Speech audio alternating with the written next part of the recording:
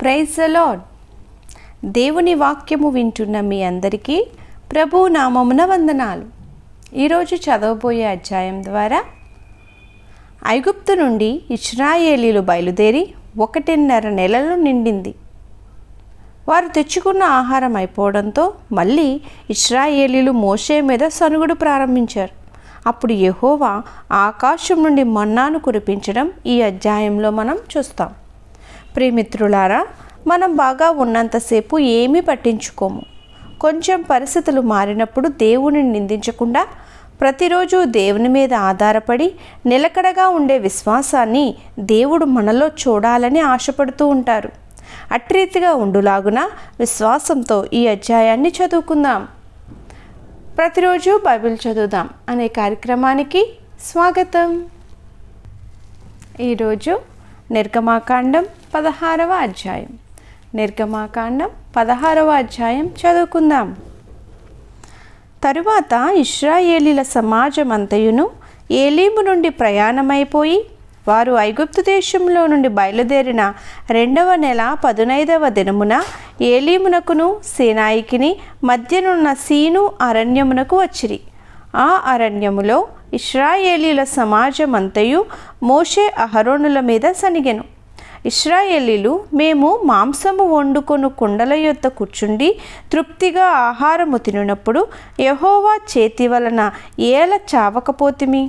ఈ సర్వ సమాజమును ఆకలి చేత చంపుటకు ఈ అరణ్యములోనికి మమ్మును అక్కడ నుండి తోడుకొని వచ్చితిరని వారితోననగా, యెహోవా మోషేను చూచి, ఇదిగో, నేను ఆకాశం నుండి మీ కొరకు ఆహారమును కురిపించెదను.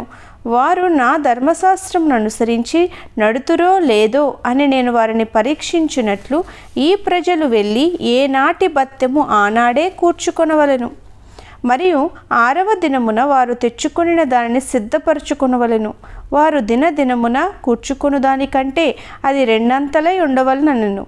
అప్పుడు మోషే అహరోనులు ఇశ్రాయేలీలందరితో, యెహోవా ఐగుప్తు దేశములో నుండి మిమ్మును బయటికి రప్పించెనని సాయంకాలమందు మీకు తెలియబడును. యెహోవా మీద మీరు సనిగిన సనుగులను ఆయన వినుచున్నాడు. ఉదయమున మీరు యెహోవా మహిమను చూచెదరు. మేము ఏ పాటి వారము, మా మీద సనుగునేలా అనిరి. మరియు మోషే, మీరు తినుటకై సాయంకాలమున మాంసమును ఉదయమున చాలినంత ఆహారమును యెహోవా మీకియ్యగాను మీరు ఆయన మీద సనుగు, మీ సనుగులను యెహోవాయే వినుచుండగాను మేము ఏ పాటివారము, మీ సనుగుట యెహోవా మీదనే గాని మా మీద కాదనెను. అంతటా మోషే అహరోనుతో, యెహోవా సన్నిధికి సమీపించుడి, ఆయన మీ సనుగులను వినెనని నీవు ఇశ్రాయేలుల సర్వ సమాజముతో చెప్పుమనెను. అట్లు అహరోను ఇశ్రాయేలీల సర్వ సమాజముతో మాట్లాడుచుండగా వారు అరణ్యం వైపు చూచిరి. అప్పుడు యెహోవా మహిమ ఆ మేఘములో వారికి కనబడెను. అప్పుడు యెహోవా మోషేతో ఇట్లనెను, నేను ఇశ్రాయేలీల సనుగులను వింటిని. నీవు సాయంకాలమున మీరు మాంసము తిందురు, ఉదయమున ఆహారము చేత తృప్తి పొందుదురు. అప్పుడు మీ దేవుడైన యెహోవాను నేనే అని మీరు తెలుసుకుందురని వారితో చెప్పుమనెను. కాగా సాయంకాలమున పూరేడులు వచ్చి వారి పాలెమును కప్పెను. ఉదయమున మంచు వారి పాలెము చుట్టూ పడి ఉండెను.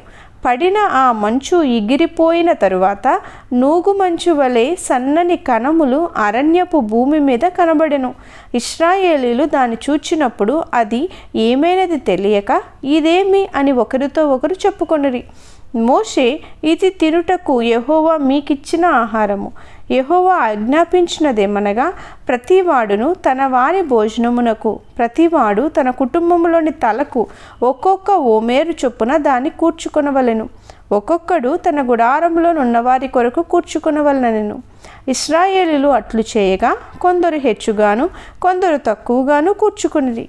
వారు ఓమేరుతో కొలిచినప్పుడు హెచ్చుగా కూర్చుకున్న వానికి ఎక్కువగా మిగలలేదు, తక్కువగా కూర్చుకున్న వానికి తక్కువగా లేదు. వారు తమ తమ ఇంటి వారి భోజనమునకు సరిగా కూర్చుకొని ఉండిరి. మరియు మోషే, దీనిలో ఏమీయు ఉదయం వరకు ఎవరునూ మిగిల్చుకొనకూడదని వారితో చెప్పెను. అయితే వారు మోషే మాట వినక కొందరు ఉదయం వరకు దానిలో కొంచెం మిగిల్చుకొనగా అది పురుగు పట్టి కంపు కొట్టెను. మోషే మీద వారు కోపపడగా మోషే వారి మీద కోపపడగా వారు అనుదినము ఉదయమున ఒక్కొక్కడు తన ఇంటివారి భోజనమునకు తగినట్టుగా కూర్చుకొనిరి. ఎండ వేడిమికి అది కరిగెను. 6వ దినమున వారు ఒక్కొక్కనికి 2 ఓమేరుల చొప్పున 2 ఆహారము కూర్చుకునినప్పుడు సమాజము యొక్క అధికారులందరూ వచ్చి అది మోషేకు తెలిపిరి. అందుకు అతడు, యెహోవా చెప్పిన మాట ఇది, రేపు విశ్రాంతి దినము, అది యెహోవాకు పరిశుద్ధమైన విశ్రాంతి దినము. మీరు కాల్చుకొనవలసినది కాల్చుకొనుడి, మీరు వండుకొనవలసినది వండుకొనుడి. ఉదయము వరకు మిగిలినంతయు మీ కొరకు ఉంచుకొనుడని వారితో చెప్పెను. మోషే ఆజ్ఞాపించినట్లు వారు ఉదయం వరకు దాన్ని ఉంచుకొనిరి. అది కంపు కొట్టలేదు, దానికి పురుగు పట్టలేదు. మోషే, నేడు దాన్ని తినుడి, నేటి దినము యెహోవాకు విశ్రాంతి దినము, నేడు అది బయట దొరకదు. 6 దినములు దాన్ని కూర్చుకొనవలెను. విశ్రాంతి దినమున అనగా 7వ దినమున అది దొరకదనెను. అట్లు జరిగెను. ప్రజలలో కొందరు 7వ దినమున దాన్ని కూర్చుకొన వెళ్ళగా వారికేమీయూ దొరకకపోయెను. అందుకు యెహోవా మోషేతో ఇట్లనెను, మీరు ఎన్నాళ్ళ వరకు నా ఆజ్ఞలను నా ధర్మశాస్త్రమును అనుసరించి నడువనొల్లరు? చూడుడి, నిశ్చయముగా యెహోవా ఈ విశ్రాంతి దినమును ఆచరించుటకు సెలవిచ్చెను గనుక 6వ దినమున 2 దినముల ఆహారం మీకు అనుగ్రహించుచున్నాడు. ప్రతి వాడును తన చోట నిలిచి ఉండవలెను. 7వ దినమున ఎవడును తన చోట నుండి బయలు వెళ్ళకూడదనెను. కాబట్టి 7వ దినమున ప్రజలు విశ్రమించిరి. ఇశ్రాయేలీయులు దానికి మన్నా అను పేరు పెట్టిరి. అది తెల్లని కొత్తిమీర గంజవలే ఉండెను. దాని రుచి తేనెతో కలిపిన అపూపముల వలె ఉండెను. మరియు మోషే ఇట్లనెను, యెహోవా ఆజ్ఞాపించినదేమనగా, నేను ఐగుప్తు దేశములో నుండి మిమ్మును బయటికి రప్పించినప్పుడు అరణ్యములో తినుటకు నేను మీకిచ్చిన ఆహారమును మీ వంశస్థులు చూచునట్లు వారు తమ యొద్ద ఉంచుకున్నటకు దానితో 1 ఓమేరు పట్టుపాత్రను నింపుడనెను. కాబట్టి మోషే అహరోనుతో, నీవు 1 గిన్నెను తీసుకొని దానిలో 1 ఓమేరు మన్నాను పోసి మీ వంశస్థులు తమ యొద్ద ఉంచుకున్నటకు యెహోవా సన్నిధిలో దాన్ని ఉంచుమనెను. యెహోవా మోషేకు ఆజ్ఞాపించినట్లు ఉంచబడుటకు సాక్ష్యపు మందసము ఎదుట అహరోను దాన్ని పెట్టెను. ఇశ్రాయేలీలు నివసింపవలసిన దేశమునకు తాము వచ్చు 40 ఏండ్లు మన్నానే తినుచుండిరి. వారు కనాను దేశపు పొలిమేరలు చేరు వరకు మన్నాను తినిరి. ఓమేరు అనగా ఏపాలో 10వ భాగము. దేవుడి వాక్యమును దీవించి మన వినికిడిలో ఆశీర్వదించును గాక. ప్రతిరోజు ఇలా దేవుని వాక్యమును వినడానికి ప్రతిరోజు బైబిల్ చదువుదాం అనే కార్యక్రమాన్ని సబ్స్క్రైబ్ చేసుకోండి, లైక్ చేయండి, షేర్ చేయండి. దేవుడు మిమ్మల్ని దీవించి ఆశీర్వదించును గాక.